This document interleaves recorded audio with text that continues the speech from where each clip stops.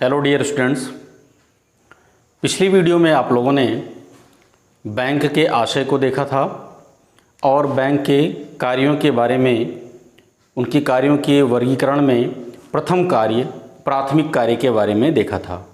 आज इस वीडियो में हम बैंक के 3 अन्य वर्गों के कार्यों को देखेंगे, जिनमें पहला है बैंक के एजेंसी संबंधी कार्य। एजेंसी और प्रधान का एक संबंध होता है। एजेंसी का मतलब होता है कि जो एजेंट होता है वो अपने मालिक की ओर से या अपने प्रधान की ओर से उसके आदेशानुसार वैसा ही कार्य करता है, और एजेंट द्वारा किए गए समस्त कार्यों के लिए जो प्रधान होता है वो जिम्मेदार होता है। एक एग्जाम्पल के रूप में अगर देखें तो जैसे LIC है। LIC क्या करती है? LIC एजेंट बनाती है। एजेंट क्या करते हैं? लोगों को बीमा बेचते हैं। तो बीमा बेचने के दौरान एजेंट लोग अपने ग्राहकों को जो कुछ भी बताते हैं कि आप अगर आप इतना धनराशि जमा करते हो उसके बदले LIC आपको ये चीज़ें देगी ना, वो बातें अपने कस्टमर्स को बताता है। कस्टमर संतुष्ट हो जाता है और वो बीमा ले लेता है, ठीक है ना। तो बीमा लेने के बाद उस कस्टमर का संबंध सीधे LIC से हो जाता है। मीन्स जो एजेंट ने कहा उस बात को ही LIC अपने बॉन्ड पर लिखकर कस्टमर के पास भेज देता है। तो कहने का मतलब क्या है? जो एजेंट बोलता है उसके लिए प्रधान पूरी तरह से जिम्मेदार होता है, ठीक है ना। तो इस व्यवस्था को भी अगर देखा जाए तो वो बैंक क्या करती है? एजेंसी संबंधी कार्य भी करती है ना। बैंक एजेंट के रूप में भी कार्य करती है। और कौन कौन से कार्य करती है एजेंट के रूप में? इसमें पहला है बिल, हुंडी तथा चेक आदि का रुपया वसूल करना, ठीक है। बिल, हुंडी और चेक, इन तीनों के बारे में आपने पिछली कक्षा में पढ़ रखा होगा। बिल क्या होता है? जब एक कस्टमर द्वारा दूसरे कस्टमर को उधार माल भेजा जाता है तो उसके प्रमाण के रूप में एक प्रपत्र लिखा जाता है, ठीक है ना। एक प्रपत्र लिखा जाता है जिसमें लिखा जाता है कि फला व्यक्ति को इतनी तारीख को ये माल बेचा गया और इसकी धनराशि इतनी तारीख को भुगतान करेंगे, और खरीदने वाला व्यक्ति उसमें वहाँ पे अपनी साइन करके वहाँ पे दे देता है, ठीक है ना। तो वो क्या होता है? विक्रेता के लिए उसको हम बिल्स रिसेबल बोलते हैं और क्रेता के लिए उसे हम बिल्स पेबल बोलते हैं। तो इस तरह का एक साख पत्र होता है बिल। ऐसा ही एक हुंडी होता है, ठीक है, जो कि राजस्थान में चलता है और वहाँ की क्षेत्रीय भाषा में लिखा जाता है। इसकी उत्पत्ति हुंड धातु से हुई है। पिछली कक्षाओं में आपने इसके बारे में पढ़ा होगा। तो हुंडी और चेक भी बैंक के द्वारा निर्गत एक साख पत्र है, इसके माध्यम से धन का हस्तांतरण किया जाता है। तो बैंक क्या करता है? बिल, हुंडी तथा चेक आदि का रुपया वसूल करता है। अगर किसी कस्टमर को जिसका उस बैंक में खाता है उस व्यक्ति ने बिल प्राप्त किया है या हुंडी प्राप्त किया है या कहीं से चेक प्राप्त किया है, तो उसकी राशि को ये क्या करता है? बैंक इन सब के पास से, जिसने बिल दिया है या जिसने हुंडी दिया है या जिसके पास से चेक आया है, उनके पास से ये धनराशि को ले आकर आपके खाते में, मीन्स अपने कस्टमर के खाते में वो जमा कर देता है, ठीक है। दूसरा कार्य है बिल व हुंडियों का भुनाना। भुनाने के बारे में भी आपको बताया गया है कि सपोज दैट आपके पास एक बिल है 1000 रुपये का। तो अगर आप इस बिल को लेके बैंक के पास जाते हो, ठीक है ना, तो बैंक कहता है कि 50 रुपया डिस्काउंट ले लेंगे और आपको हम 950 रुपया पेमेंट कर देंगे, ठीक है। तो सपोज दैट आपको इस बिल का पैसा 3 महीने के बाद मिलना था, 3 माह के बाद मिलना था, तो आपने क्या किया? तुरंत ले गए, आप बैंक के पास आप ले गए और आपको 3 महीना पहले ही 950 रुपये मिल गए। अब बैंक क्या करेगा? उस बिल को अपने पास 3 महीने तक रखेगा। 3 महीने के बाद उस बिल को लेकर जिसने बिल दिया उसके पास जाएगा और वहां से वो 1000 रुपया प्राप्त कर लेगा। तो यहाँ पे बैंक को 50 रुपये का फायदा हो रहा है, ठीक है, और आपको फायदा क्या हो रहा है? आपको 3 महीना पहले अमाउंट मिल जा रहा है और वो 950 रुपया मिल रहा है। तो ऐसी स्थिति में अगर हम अपने 1000 के अमाउंट को 950 लेने के लिए तैयार होते हैं बैंक के माध्यम से, तो इसी को बोलते हैं भुनाना, बैंक से डिस्काउंटिंग कराना इंग्लिश में बोलते हैं। तो बिल व हुंडी अगर आपके पास है तो उसे आप बैंक को देकर, कुछ कमीशन कटता है, वो कमीशन काट कर धनराशि प्राप्त कर लेते हैं। तो यह कार्य भी बैंकों के द्वारा किया जाता है। नेक्स्ट कार्य है अंश व ऋण पत्र का क्रय विक्रय करना।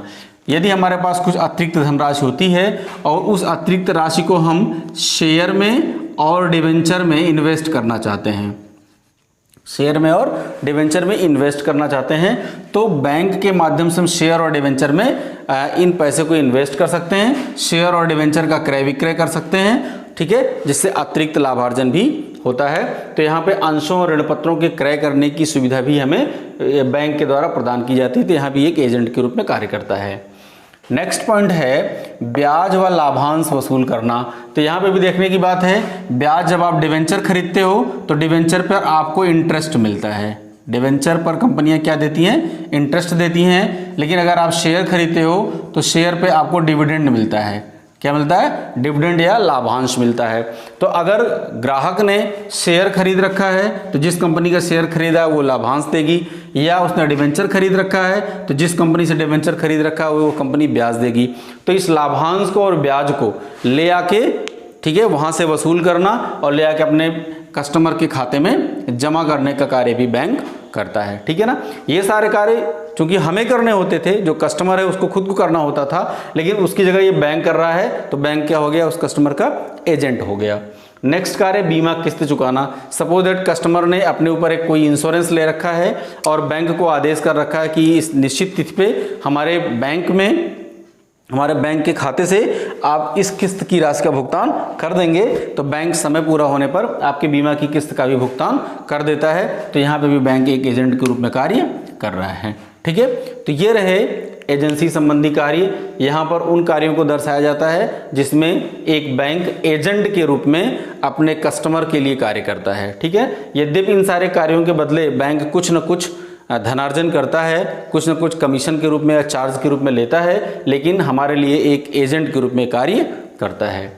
अगला कार्य है जिसे हमने कह सकते हैं कि बैंक के सामान्य उपयोगिता संबंधी कार्य। सामान्य उपयोगिता संबंधी कार्य वे होते हैं जो कि एक सामान्य जनता को लाभान्वित करते हैं। ठीक है ना।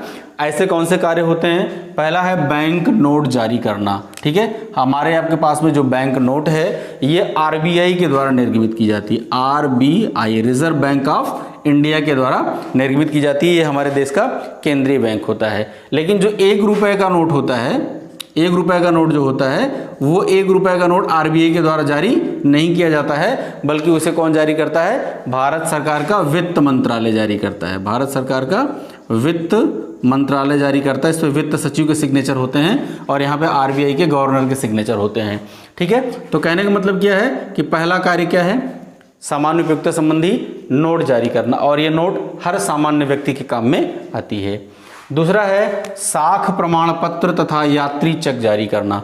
साख प्रमाण पत्र के अंतर्गत आपके चेक, बिल, हुंडी, इन सारे के कार्य शामिल किए जाते हैं और इनके लिए प्रमाण पत्र भी जारी करती है। तथा यात्री चेक इसमें एक महत्वपूर्ण पॉइंट है। यात्री चेक, सपोज दैट आप कहीं बाहर यात्रा पे जा रहे हैं, दूसरे देश जा रहे हैं और अपने देश की धनराशि को वहाँ ले जाएंगे तो वहाँ चलेगी नहीं, तो ऐसी स्थिति में क्या करते हैं? आप यहाँ की बैंक से एक यात्री चेक बनवा लेते हैं और इस चेक को लेकर आप जब उस देश में जाते हैं उस चेक को वहाँ पे जमा करते हैं। इस देश जिस बैंक में आपका खाता है उसी बैंक के वहाँ के दूसरे ब्रांच में जब आप अपने उस यात्री चेक को जमा करते हैं तो वहाँ पे वहाँ की करेंसी आपको बैंक दे देता है। तो वहाँ पे आपके लिए रहना, खर्च करना और वहाँ की अपनी आवश्यकताओं की पूर्ति करना आसान हो जाता है। तो इस तरह से बैंक क्या करता है? यात्री चेक जारी करता है, जिससे सामान्य जनता को लाभ पहुँचता है। अगला है विदेशी विनिमय में सहयोग प्राप्त करना। अगर कोई व्यक्ति ऐसा है जो कि अपने माल को दूसरे देशों में बेचना चाहता है, इसे बोलते हैं निर्यात करना, इंग्लिश में बोलते हैं एक्सपोर्ट करना, या दूसरे देश से माल खरीदना चाहता है जिसे बोलते हैं इंपोर्ट करना या आयात करना। तो ऐसी स्थिति में भी एक देश की मुद्रा दूसरे देश में नहीं चलती है, तो मुद्रा को बदलना पड़ता है। मुद्रा को बदलने में कौन सहयोग प्रदान करता है? बैंक सहयोग प्रदान करता है। तो अगर हम विदेशी विनिमय करना चाहते हैं, मीन्स विदेशी विनिमय में हम एक्सपोर्ट करना चाहते हैं या इंपोर्ट करना चाहते हैं, एक्सपोर्ट और इंपोर्ट, निर्यात, एक्सपोर्ट को बोलते हैं निर्यात करना और इंपोर्ट को बोलते हैं आयात करना। तो अगर हम आयात और निर्यात करना चाहते हैं तो आयात और निर्यात करने की स्थिति में भी बैंक क्या करती है? सहयोग प्रदान करती है। हम अपने देश की मुद्रा को अपने देश की बैंक में जब जमा कर देते हैं तो वो क्या करता है? हमें उस देश की मुद्रा दे देता है जिस देश से हमें माल को खरीदना है। या अगर हमने एक्सपोर्ट किया है और उस देश की मुद्रा हमारे देश में हमको प्राप्त हुई है तो उस मुद्रा को जब हमारे बैंक में आती है तो उसे हमारी बैंक क्या करती है? हमारी इंडियन करेंसी में कन्वर्ट करके हमको दे देती है। ठीक है, तो इस तरह से क्या होता है कि हम विदेशी लेन देन भी बैंकों के माध्यम से आसानी से कर लेते हैं। नेक्स्ट पॉइंट है बहुमूल्य वस्तुओं की सुरक्षा करना। व्यक्तियों के जो जेवर होते हैं ना, जो ऑर्नामेंट्स होते हैं, महिलाओं के गहने होते हैं, या जरूरी कागज पत्र होते हैं, जरूरी कागजात होते हैं, जरूरी कागजात, इन सबको बैंक क्या करती है, एक लाकर सुविधा प्रदान करती है। क्या सुविधा देती है, लाकर सुविधा देती है। और इस लाकर के माध्यम से आप चाहें तो अपने घर की जो बहुमूल्य वस्तुएं हैं उन्हें आप क्या कर सकते हैं, बैंक में रख सकते हैं। इसके लिए बैंक एक किराया लेता है, एक हिसाब से चार्ज करता है, लेकिन आपकी बहुमूल्य वस्तुओं को सुरक्षा प्रदान भी करता है ना। इससे भी समाज को क्या होता है, एक सुरक्षा प्राप्त होती है, लाभ प्राप्त होता है। नेक्स्ट है रुपए का हस्तांतरण करना। ये भी एक जरूरी कार्य है। एक व्यापारी, सपोज दैट अमेठी का कोई व्यापारी अगर वो बेंगलोर से माल खरीदता है तो बेंगलोर से माल तो आ जाता है ट्रांसपोर्ट के माध्यम से, लेकिन धनराशि का भुगतान कैसे होगा, तो हम यहीं से क्या करते हैं, बेंगलोर के व्यापारी के खाते में यहीं से धनराशि का हस्तांतरण कर देते हैं। या कोई व्यक्ति है, उसका पुत्र बाहर पढ़ रहा है, उसके पास धन का हस्तांतरण करना है, तो बैंक के माध्यम से उसके खाते में पैसे को जमा करा दिया जाता है और वो आपका पुत्र या संबंधी जहां पर है वहां पर उस धनराशि को विड्रॉल कर लेता है, निकाल लेता है ना। तो ये भी एक समाज को सुविधा प्रदान हो रही है। तो धन का हस्तांतरण मतलब रुपए को एक स्थान से दूसरे स्थान पर भेजने का कार्य भी बैंक के द्वारा किया जाता है। सरकार तथा अन्य संस्थाओं के ऋणों का अभिगोपन करना। अभिगोपन को इंग्लिश में बोलते हैं under writer, under writing, under writing, ठीक है। और अंडर राइटिंग करने वाले व्यक्ति को अभिगोपक कहा जाता है। अभिगोपन का मतलब क्या होता है, सपोज दैट कोई संस्था शेयर इशू कर रही है, अंशों का निर्गमन कर रही है पूंजी प्राप्त करने के लिए, तो एक सामान्य रूप से अगर वो बेचती है तो हो सकता है उसके पास उन अंशों को खरीदने के लिए आवेदन ना आए, इसलिए वो क्या करती है, एक बैंक से संपर्क कर लेती है, ठीक है। बैंक के पास जाती है और बैंक को बताती है कि हमें इतने शेयर निर्गमित करते हैं, तो करना है, तो बैंक क्या करती है, उन सारे अंशों को निर्गमित कराने के लिए गारंटी ले लेती है। सपोज दैट आपको 1 लाख शेयर सर्टिफिकेट्स बेचनी है और बैंक के माध्यम से 90,000 शेयर सर्टिफिकेट्स बिक जाती हैं, लेकिन 10,000 शेयर सर्टिफिकेट्स रह जाती हैं। ऐसी स्थिति में बैंक क्या करेगी, वो 10,000 शेयर सर्टिफिकेट्स खुद खरीद लेगी, ठीक है ना। तो कोई ऐसा व्यक्ति जो अंशों या ऋण पत्रों को बिकवाने की गारंटी लेता है और बिकने से बचे हुए अंशों और ऋण पत्रों को स्वयं खरीद लेने की गारंटी देता है, ऐसा व्यक्ति अभिगोपक कहलाता है, या ऐसी संस्था अभिगोपक कहलाती है।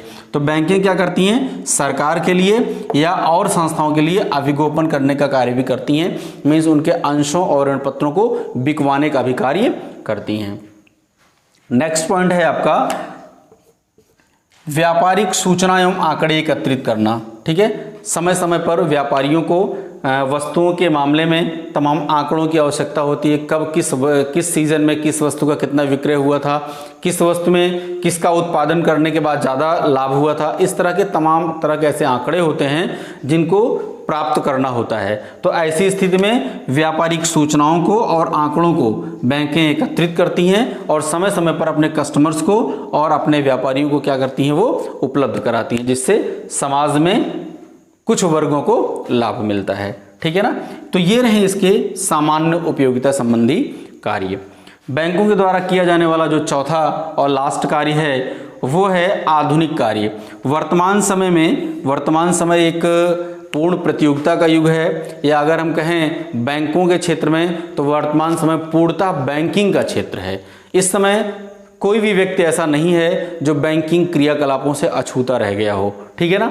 तो बैंक क्या करती है, समय समय पर जिन चीज़ों की आवश्यकता होती है, जिन चीज़ों की आधुनिकता होती है, उनके संबंध में भी बैंकें कार्य किया करती हैं। तो कुछ ऐसे कार्य हैं जो आधुनिक कार्य कहे जाते हैं प्रेजेंट टाइम में और बैंकों के द्वारा किए जाते हैं। उनमें से कौन कौन से कार्य हैं, पहला कार्य है स्वचालित टेलर मशीन, इसको इंग्लिश में बोलते हैं ऑटोमेटेड टेलर मशीन, और शॉर्टकट में बोलते हैं इसको एटीएम ना।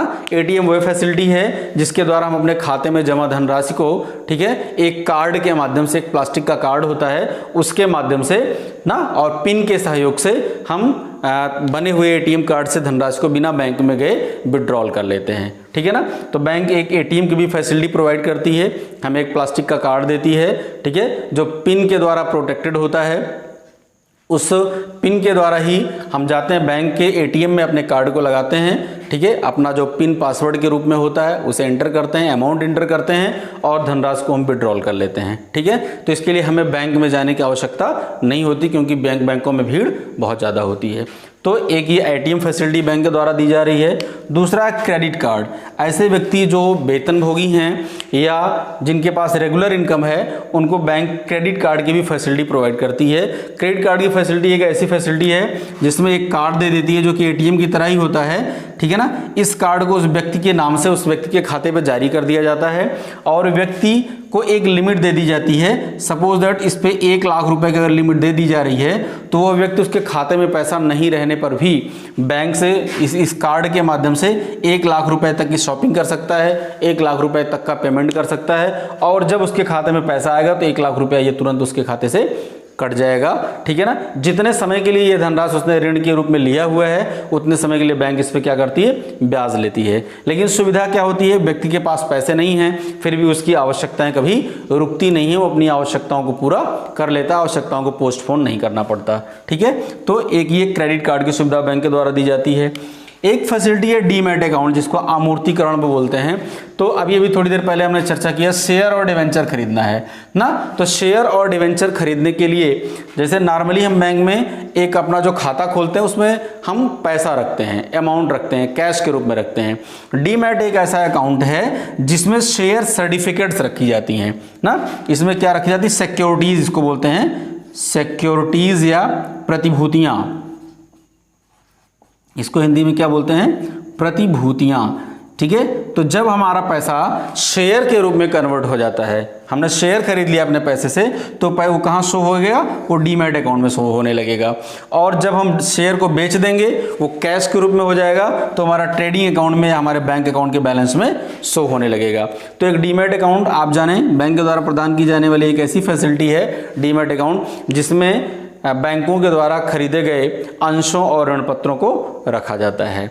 ठीक है, नेक्स्ट है ई क्लियरिंग, इसको बोलते हैं इलेक्ट्रॉनिक क्लियरिंग।